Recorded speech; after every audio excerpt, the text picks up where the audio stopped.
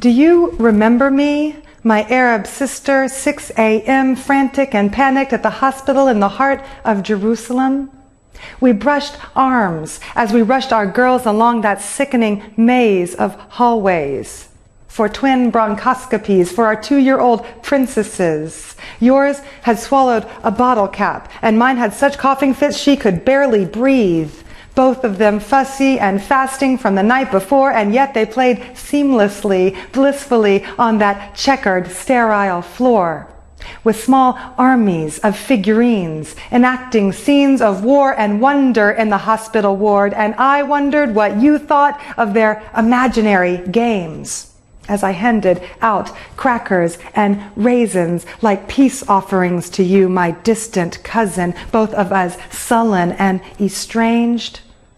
And yet we wept in unison when those nurses came to escort our angels away down that endlessly long hallway, put them to sleep one after the other with tiny matching gas masks, saw them lay limp and unconscious on that cold steel slab, and you and I sat outside the locked metal doors on the blue plastic chairs, both of us broken, sunken, scared, perfect strangers, strong as sisters, tight as thieves.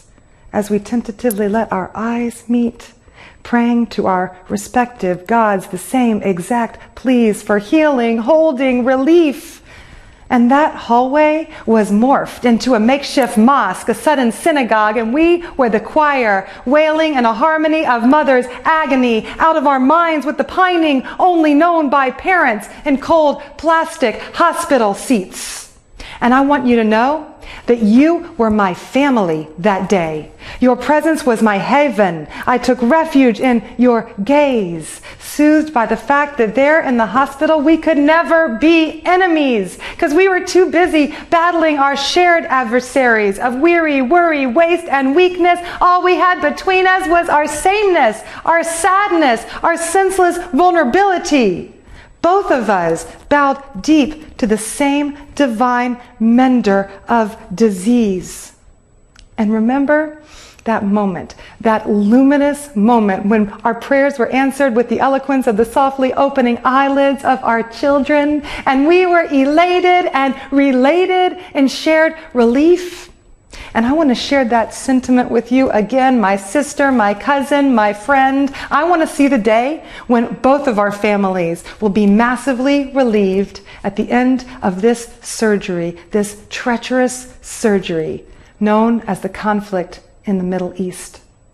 For make no mistake, this conflict is our common enemy. Both of us suffer from this noxious and contagious communicable disease. So please, sweet sister, please, let us be focused, be bound by one purpose, the love of kindness, the work of healing, the care for innocents and children and all that is decent.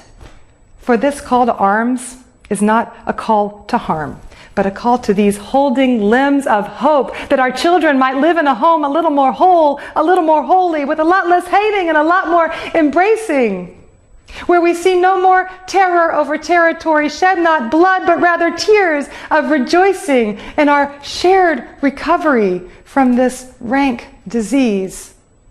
For the Messianic era may or may not be at hand, but it might just be in our hands, that we might outstretch them one to the other to hold each other in our hours of direst need, just the way that you held me. And here in the hospital, we will broker a more lasting peace, not by politicians and parliaments, but by parents in cold plastic hospital seats, sharing crackers and raisins and messianic visions. And this will be the peace accords of the hospital ward, a place more dramatically, ironically, and iconically hospitable to peace. A place more ironically and iconically hospitable to peace. So may it be.